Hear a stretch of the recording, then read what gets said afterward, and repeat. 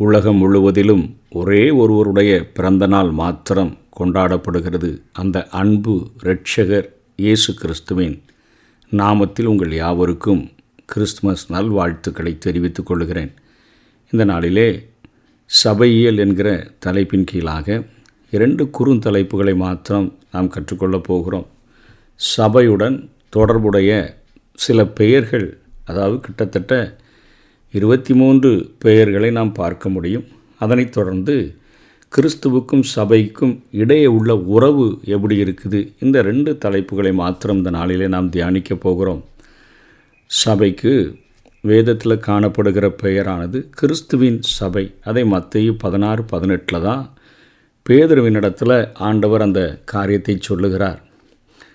இந்த கல்லின் மேலே என் சபையை கட்டுவேன், பாதாளத்தின் வாசல்கள் மேற்கொள்ளுவதில்லை என்று சொல்லி கலாத்தியர் 1:22 கிறிஸ்துவுக்குள்ளான சபைகளுக்கு முகமறியாதவனாய் இருந்தேன் என்று சொல்லி கிறிஸ்துவின் சபை என்கிற பெயரானது காணப்படுகிறது.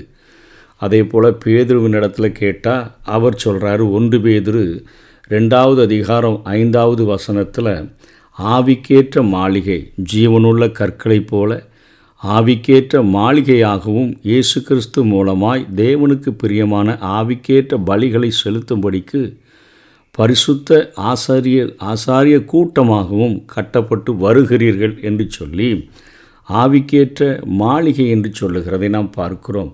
பவுல் அப்போஸ்தலன் எபேசியருக்கு அவர் எழுதுகிற போது 2:21 அவர் மேல் மாளிகை முழுவதும் இசைவாய் இணைக்கப்பட்டு கர்த்தருக்குள் பரிசுத்த ஆலயமாக எழும்புகிறது என்று சொல்லுகிறார். சபைக்கு எபேசியர்களுக்கு எழுதும் பொழுது பரிசுத்த ஆலயம் என்கிற பெயரை அவர் சொல்லுகிறதை பார்க்கிறோம். அதே போல் கொரிந்து சபைக்கு பவுல் அப்போஸ்தலன் எழுதும் பொழுது 1 கொரிந்தியர் 3:16 நீங்கள் தேவனுடைய ஆலயமாய் இருக்கிறீர்கள் என்றும் தேவனுடைய ஆவி உங்களில் வாசமாய் இருக்கிறார் என்றும் அறியாதிருக்கிறீர்களா? இது தேவாலயம் என்று சொல்லி சொல்லப்படுகிறதை பார்க்கிறோம். அதே போல் 1 கொரிந்தியர் 12:27 எபேசியர் 4:4 கொலோசியர் 1:24 இவைகளெல்லாம் பவுல் அப்போஸ்தலன் கிறிஸ்துவினுடைய சரீரம் என்று சொல்லி பெயரிடுகிறதை நாம் பார்க்கிறோம். கொலோசியர் 1:24 மாத்திரம் நாம் படிக்கலாம். அதில் கிறிஸ்துவினுடைய சரீரம் என்று சொல்லி அவர் அங்கே சொல்லுகிறதை நாம் பார்க்கிறோம். அதைத் தொடர்ந்து கிறிஸ்துவினுடைய மணவாட்டி என்று சொல்லி எபேசியருக்கு எழுதுகிற அந்த நிருபத்தில் 5:27 பரிசுத்தமும் பிழையற்றதுமான மகிமையுள்ள சபையாக அதை தமக்கு முன் நிறுத்தி கொள்ளுகிறதற்கும் தம்மைத்தாமே அதற்காக ஒப்பு கொடுத்தார் என்று சொல்லி நம்ம பார்க்கிறோம். ஆகவே கிறிஸ்துவினுடைய சரீரமாக, கிறிஸ்துவினுடைய மணவாட்டியாக, அதனைத் தொடர்ந்து தேவ சபை என்று சொல்லி நாம் பார்க்கிறோம். 1 கொரிந்தியர் 10:32 1 கொரிந்தியர் 15:9 இங்கே தேவனுடைய சபை என்று சொல்லப்படுகிறது. அதே போல் தீமோத்தேயுவுக்கு பவுல் எழுதும்போது மகிமை உள்ள சபை என்று சொல்லி அவர் எழுதுகிறார். 1 தீமோத்தேயு 3:15 தாமதிப்பேனாகில் தேவனுடைய வீட்டிலே நடக்க வேண்டிய வகையை நீ அறியும்படி இவைகளை உனக்கு எழுதுகிறேன். அந்த வீடு ஜீவனுள்ள தேவனுடைய சபையாய் சத்தியத்துக்கு தூணும் ஆதாரமுமாய் இருக்கிறது என்று சொல்லி மகிமையுள்ள சபை என்று அதற்கு அவர் பெயரிடுகிறதை நாம் பார்க்கிறோம். அதனைப் போல தேவனினுடைய வாசஸ்தலம் என்று சொல்லி எபேசியருக்கு எழுதும் பொழுது 2:22 அவர் மேல் நீங்கள் ஆவியினாலே தேவனுடைய வாசஸ்தலமாக கூட்டி கட்டப்பட்டு வருகிறீர்கள் என்று சொல்லுகிறார். அதே போல் முதற் பேரானவரின் சர்வ சங்கமாகிய சபை என்று சொல்லி எபிரேயர் 12:23 நாம் பார்க்கிறோம். அதனைப் போல கிறிஸ்தவர்கள், அதாவது அப்போஸ்தலர் 11:26 கிறிஸ்தவர்கள், இது சபையை குறிக்கக்கூடிய சொல்லுதான். அதே போல் சகோதரர்கள் என்று சொல்லி அப்போஸ்தலர் 10 நம்ம பார்க்கிறோம். 23 சகோதரர்கள் என்று சொல்லி இதுவும் சபையை குறிக்கக்கூடியதாக இருக்கிறது. அப்பொழுது பேதுரு அவர்களை உள்ளே அழைத்து அவர்களுக்கு உபச்சாரம் செய்து மறுநாளிலே அவர்களோட கூட புறப்பட்டான். யோப்பா பட்டணத்தாராகிய சகோதரரில் சிலரும் அவனோட கூட போனார்கள். இதனைப் போல பரிசுத்த ஜாதி என்று பெயரிட்டு அங்கே பேதுரு அழைக்கிறதை பார்க்கிறோம். 1 பேதுரு 2வது அதிகாரம் 9வது வசனத்தில், நீங்களோ உங்களை அந்தகாரத்தினின்று தம்முடைய ஆச்சரியமான ஒளியினிடத்திற்கு வரவழைத்தவருடைய புண்ணியங்களை அறிவிக்கும்படிக்கு தெரிந்து கொள்ளப்பட்ட சந்ததியாயும் ராஜரீக ஆசாரிய கூட்டமாயும் பரிசுத்த ஜாதியாயும் அவருக்கு சொந்தமான ஜனமாயும் இருக்கிறீர்கள் என்று சொல்லி அங்கே பேதுரு 1 பேதுரு 2:9 சொல்கிறாரு. அதே போல் அழைக்கப்பட்டோர் என்று சொல்லி ரோமர் 1:7 பார்க்கிறோம். 1:24, ரோமர் 8:28 பார்க்கிறோம். அதே போல் சபைக்கு தேவனுடைய ஜனங்கள், இது 1 பேதுரு 2:10 பார்க்கிறோம். முன்னே நீங்கள் தேவனுடைய ஜனமாய் இருக்கவில்லை, இப்பொழுதோ அவருடைய ஜனங்களாய் இருக்கிறீர்கள் என்று சொல்லி பார்க்கிறோம். அதே போல் விசுவாசிகள் எபேசியர் 1:1, கொலோசியர் 1:1 நம்ம பார்க்கும் பொழுது பரிசுத்தவான்கள் என்று பார்க்கிறோம், விசுவாசிகள் என்று சொல்லி பார்க்கிறோம். அதே போல் ராஜாக்கள் என்று சொல்லி வெளிப்படுத்தல் 1:6 நம்ம பார்க்கிறோம். நம்ம ராஜாக்களும் ஆசாரியர்களுமாக மாற்றினார் என்று பார்க்கிறோம்.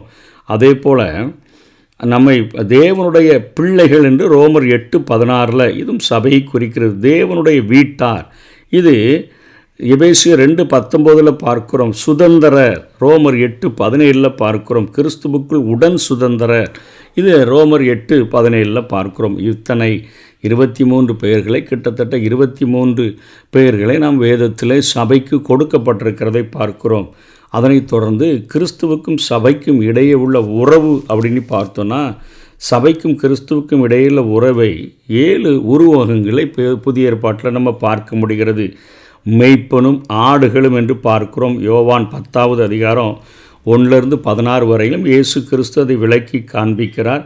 அதே போல் திராட்சை செடியாக தன்னையும் கொடிகளாக சபையையும் அவர் சொல்லுகிறார். யோவான் 15வது அதிகாரம் 1-11 வரையிலும் பார்க்கிறோம். அதே போல் பிந்தின ஆதாமும், இது இயேசு கிறிஸ்துவை குறிக்கிறது. புதிய சிருஷ்டியாக நம்மை ஆண்டவர் உருவாக்கி அவருடைய சபையிலே நம்மை இணைத்திருக்கிறார். ஆகவே பிந்தின ஆதாமும் புதிய சிருஷ்டியும் 1 கொரிந்தியர் 15வது அதிகாரம் 45 2 கொரிந்தியர் 5:17 நம்ம பார்க்க முடியும். அதே போல் தலையும் சரீரமும், தலையாகிய கிறிஸ்து, சரீரமாகிய சபை, எபேசியர் 1:20 பார்க்கிறோம். அதே போல் அடிஸ்தானம், அடித்தளமும் அல்லது அஸ்திபாரமும் கட்டிடமும், ஆண்டவர் கிறிஸ்துவே நம்முடைய கட்டிடம், சபையாக கட்டிடத்தினுடைய அஸ்திபாரமாக இருக்கிறார். சபை கட்டிடமாக இருக்கிறது. எபேசியர் 2வது அதிகாரம் 19-22 வரையிலும், 1 கொரிந்தியர் 3வது அதிகாரம் 11-15 வரையிலும் இதனை நாம் கற்றுக்கொள்ள முடியும்.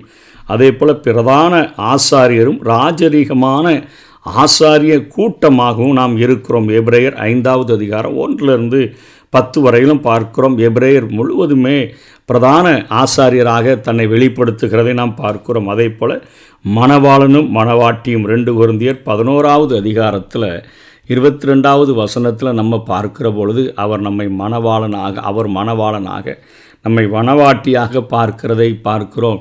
நான் உங்களை கற்புள்ள கன்னிகையாக கிறிஸ்து என்னும் ஒரே புருஷருக்கு ஒப்பு கொடுக்க நியமித்தபடியால் உங்களுக்காக தேவ வைராக்கியம் கொண்டிருக்கிறேன் என்று பவுல் அப்போஸ்தலன் எழுதுகிறதை பார்க்கிறோம். இதே காரியத்தை எபேசியர் 5:25-33 வரையிலும், வெளிப்படுத்தல் 19வது அதிகாரம் 7-9 வரையிலும் பார்க்கிறோம். கிறிஸ்துவுக்கும் சபைக்கும் இடையே உள்ள உறவு, மேய்ப்பராக அவர் நமக்கு திராட்சை செடியாக, அவர் நமக்கு பிந்தின ஆதாமாக, அவர் நமக்கு தலையாக, அவர் நமக்கு அஸ்திபாரமாக, அவர் நமக்கு பிரதான ஆசாரியராக, அவர் நமக்கு மணவாளனாக, சபையாகிய நம்ம அவருக்கு ஆடுகளாக, நாம் அவருக்கு திராட்சை கொடிகளாக, நாம் அவருக்கு புதிய சிருஷ்டியாக, நாம் அவருடைய சரீரமாக, நாம் அவர் மேலே எழும்புகிற கட்டிடமாக, நாம் ஒரு ராஜரீக ஆசாரிய கூட்டமாக, நாம் மணவாட்டியாக, நாம் வேதத்தில் உருவகமாக சித்தரிக்கப்பட்டிருக்கிறோம். இந்த உறவை புரிந்து கொண்டு ஆழமாய் அவரிடத்தில் அன்பு கூர்ந்து அவரிடத்தில் ஐக்கியப்படுவோம்.